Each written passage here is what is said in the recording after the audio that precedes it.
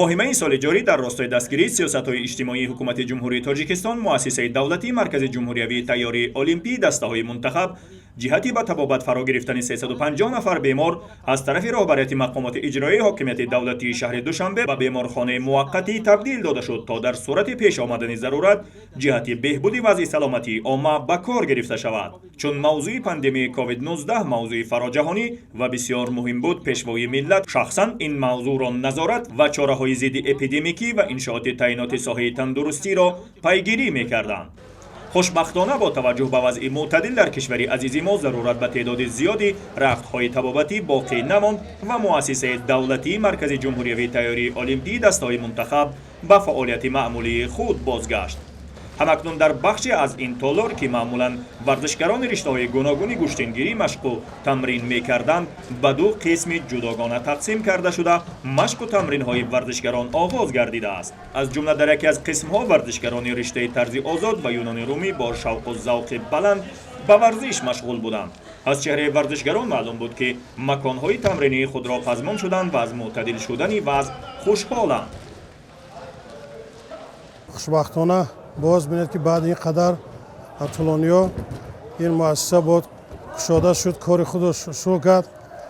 варзишгарон хеле бо як шавқу ҳаваси зиёд хурсандона бозам ба толор яъне ки дохил шудам ва аллакай тӯли як ҳафта мешавад ки машғулиятҳои мо дар ин муассисаи давлатӣ гузаронида истодаем. хеле як бо шавқу ҳаваси зиёд варзишгарон боз ба машғулиятҳои худ яъне ки сар карданд. ва кӯшиши ғайрат мекунем ки варзишгарон дар соли 2021 бо як завқмандии хуб тайёрӣ бинанд ба мусобиқаҳои байналмилалӣ ки 2021 барои мо як соли муҳим аст, барояш ки олимпиадаи Токио мешавад. дар бахши дигар ки қайд кардем, бо деворҳои махсус ҷудо карда шудаанд, варзишгарони риштаи ҷудо, гӯштини миллӣ ва самбо метавонанд машқу тамринҳои худро анҷом диҳанд. ва рӯзе ки ҳайати телевизиони варзиш ба ин макон омад, варзишгарони риштаи ҷудо ба сайқал додани ҳунар ва маҳорати худ машғул буданд. дар суҳбате ҳам ки бо варзишгарон анҷом додем, хушҳолияшон дар чеҳра ҳувайдо буду аз диду боздидҳо бо ҳамдастаҳо ва дӯстону рафиқон хушҳол буданд. мо хушҳол ҳастем ки дубора ин толори варзишӣ ба истифода бурда шуд ва бо устодамон ва бо ёру рафиқомон боз дидор намудем ва дар ин ҷо тӯли як ҳафта шуд машқу тамрин карда истодаем. ҳар варзишгар орзу дорад ки ба қулаи баланди варзишӣ бирасад, яъне ба қулаи олимпӣ бирасад ва ман дар дил ҳамин орзуро дорам ки ба қулаи баланди олимпӣ бирасам ва парчамбардори ватан гардам. зимнан пас аз барчидани бемористони муваққатӣ, тамоми толор аз нав таъмир ва рангубор шуда, вазъи толор ба маротиб беҳтар шудааст.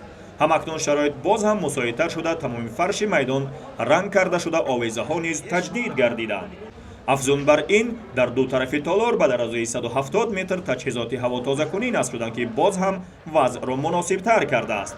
дар ҳар сурат, ҳам варзишгарон ва ҳам сокинони кишвар умедворем ки ҳамаи мушкилоти мавҷуда ва марбута ба COVID-19 ба зудӣ комилан аз байн рафта, ҳамаи арсаҳои кишвар ба фаъолияти маъмулии худ хоҳанд баргашт.